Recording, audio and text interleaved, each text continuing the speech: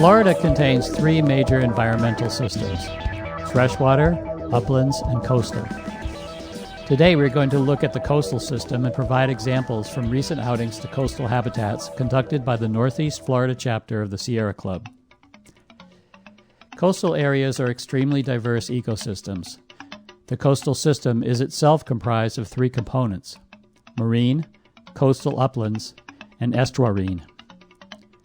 The major factors that influence characteristics of coastal systems are tides, topography, soil, fresh water, climate, weather, and other aspects such as salt spray, non-native plants, and human activities.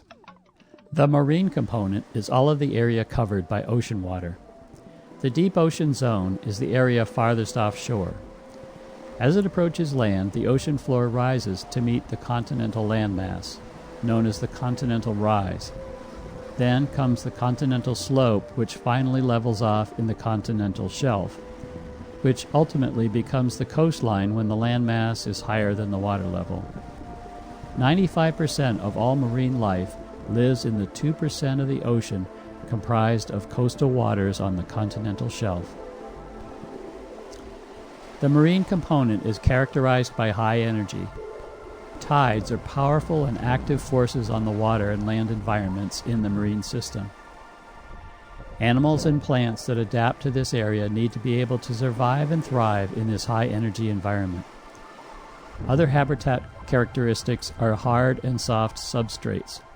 Soft substrates are the sandy beaches we know and love in Florida. However, hard substrates are also important Florida habitats. For example, coral reefs in South Florida, which provide so much enjoyment for snorkelers. Natural systems are always changing. With environmental changes, there are winners and losers. For example, erosion that leaves rocky outcrops may be bad for nesting shorebirds, but great for marine invertebrates. An important concept is the food web. Physical and biological components are important here. Physical characteristics support certain species and not others. Plants are capable of maintaining themselves completely from physical, non-living aspects of the environment. These life forms are known as producers. First level or primary consumers subsist by eating these plants. Higher level or secondary consumers live off the primary consumers, consuming animal in addition to plant life. Any change to the composition of the food web affects all life within the habitat. Certain changes can completely alter or even destroy a habitat. Tides are an important aspect of marine ecology. Tides change the characteristics of the land twice a day. The intertidal region is either covered with water at high tide or exposed during low tide. Exposed shoreline often takes the form of mud flats, supporting filter-feeding organisms such as oysters. Also, deposit feeders such as clams ingest sediment and digest bacteria and organic matter. Species such as snails and crustaceans consume dead plant material and other organic matter. Mobile aquatic organisms like stingrays, fish, and blue crabs hunt the tidal flats at high tide. Shorebirds, wading birds, raccoons, and other terrestrial species hunt the flats at low tide. The most abundant plants are algae. Sierra Club has conducted outings on the beach along the marine habitat, at Big Talbot Island and at Little Talbot Island. As you move up away from the shoreline, you enter the next area of the coastal system, the coastal uplands. These uplands begin with the primary dune system, where hardy pioneer plant species like grasses, vines, and hardy shrubs begin to attain a toehold in the nutrient-poor sandy soil of the dunes. These plants are adapted in other ways to this environment by being salt-tolerant, drought-tolerant, and resilient in high winds. Examples of common grasses on Florida dunes are sea oats. Examples of vines found on dunes are beach morning glory and railroad vine.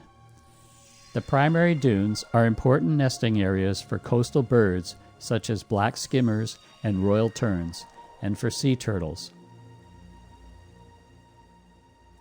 A key concept in environmental science is the idea of succession. Succession is a term that describes the long-term progression of biological communities that occurs in a given area. Succession can be further described in terms of its stages: primary, secondary, intermediate, and climax. Succession can be altered by disturbances both natural and man-made. In terms of the coastal uplands, succession occurs by the population of the dune subsystem by pioneer plants, such as sea oats and railroad vine. Leaves and dead plants from this pioneer population build up a layer of richer soil on the dune that can support more advanced plants.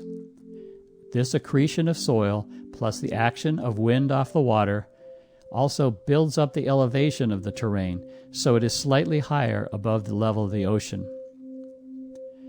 The primary phase of succession in the coastal uplands is represented by the foredune. The second and intermediate phases are represented by the transitional zone. Plants that grow in this transitional zone are saw palmetto, Spanish bayonet, Florida rosemary, and prickly pear cactus. Animal inhabitants of this zone include gopher tortoises, coast dunes crowned snake, beach mice, tiger beetle, velvet ant, and the great southern white butterfly. The prickly pear cactus bears a red fruit that is eaten by gopher tortoises. Although species inhabiting the dunes are well adapted to natural disturbances such as salt spray, wind, and tidal flooding, these systems are extremely fragile when it comes to human disturbances. In Florida, it is illegal to walk on most dunes. Some exceptions are the Santa Rosa Beach in Pensacola, the Little Talbot Island Nature Trail, and the Anastasia Island Nature Trail. The Sierra Club of Northeast Florida has led hikes on Little Talbot, which is a particularly illustrative trail since it encompasses the marine and upland components of the coastal system and is a short drive from the estuarine component. The climax phase of succession in the coastal system is the maritime forest. As the soil becomes enriched by the detritus of the plant life in the intermediate phase, and the elevation and shelter of the plants closer to the ocean protects the area from the wind and salt spray, larger plants can grow. In different parts of Florida, different species dominate maritime forests. In northeast Florida, the maritime forest is characterized by the live oak hammock. Live oaks dominate these hammocks. Every North Floridian knows these trees for their tall, spreading canopies draped with Spanish moss. These trees grow to 60 to 80 feet tall with a 100-foot spread and live hundreds of years. Also present is the cabbage palm, or sable palmetto, which is our state tree. Forming the understory are a variety of other tree species, such as yaupon holly. Leaves of this holly tree were used in ceremonial rituals by native people and was brewed as a tea substitute by European settlers. Drinking excess amounts can cause vomiting, so be careful how you use it. The forest floor is characterized by saw palmetto. When sable palmetto are young, they look similar to saw palmetto. You can tell the difference by the shape of the stem when it meets the leaves. The saw palmetto has a flat square end, whereas the sable palmetto terminates in a sharp spear-like shape. The Sierra Club has conducted outings in the maritime forest with hikes in the Fort Clinch State Park. In many Florida coastal environments, the maritime forest created an elevated topography which, when flooded on its backside, became an island between the ocean and the mainland. These are known as barrier islands and are a common phenomenon throughout the Florida coastline. Barrier islands help shield habitats on the mainland from the high energy of the ocean. The water between the barrier island and the mainland is referred to as the estuarine component of the coastal system.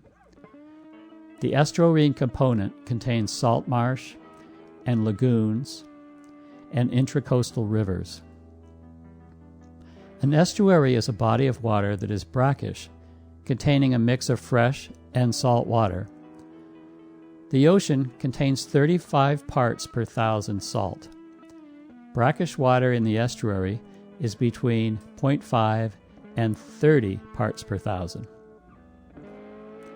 Estuaries are subject to tidal variations in water levels, but the wave and wind action is less than the marine and the intertidal regions due to the shelter of the maritime forest.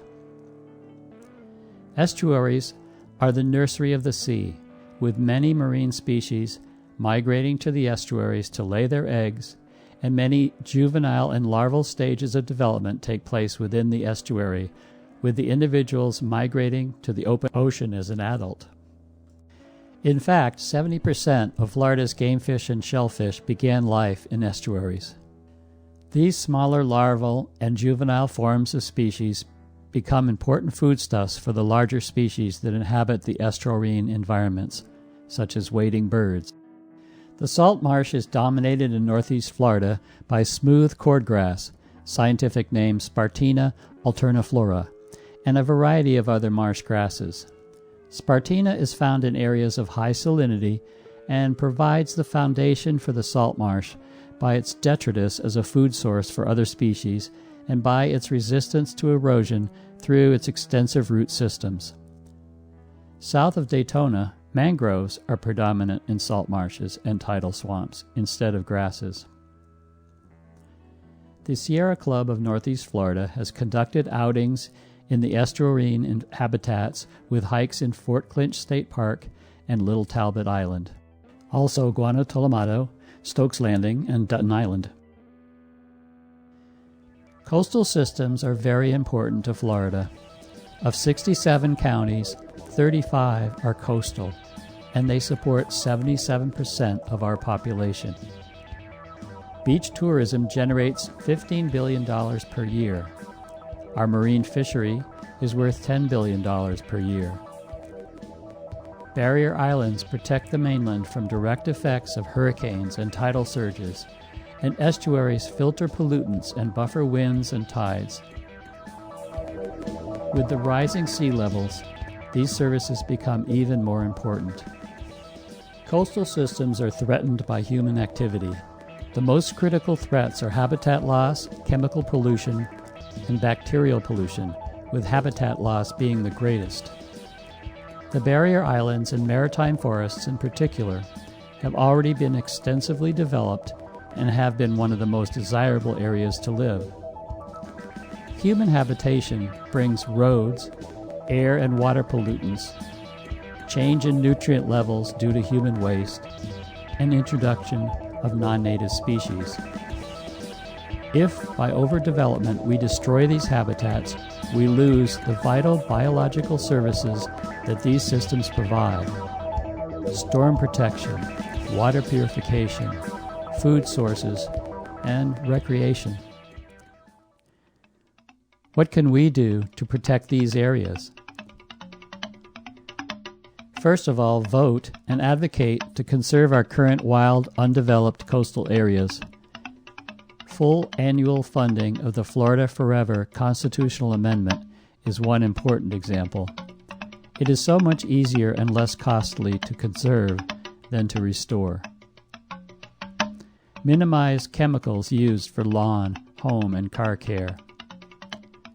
Keep your dogs on a leash at the beach and away from shorebirds that use our beaches as important rest stops in their annual migrations and for nesting. Minimize the use of plastics which enter the ocean and get into the digestive systems of marine animals and are poisonous. If you use single-use plastics, try to recycle, and certainly do not litter beaches and coastal habitats. Plastic bags look like jellyfish, a major food source for some large fish. Recycle your plastic monofilament fishing line. If left in the ocean, larger fish, marine mammals, and birds get caught in it and are strangled and restrained and die. Do not use balloons in coastal areas. They float away and eventually descend into the ocean and are swallowed by fish who can't digest them. Use native plants in your landscaping and avoid exotics. And finally, reduce your energy usage from sources that emit carbon into the atmosphere, causing climate change. Slowing the rate and ultimately preventing additional warming of the atmosphere will prevent further destructive sea level rise and extinctions of land and water species that we humans depend on for life. I hope you've enjoyed our virtual exploration of Florida's coastal system, and that we will see you in the future on a Northeast Florida Sierra Club outing to one of these beautiful habitats.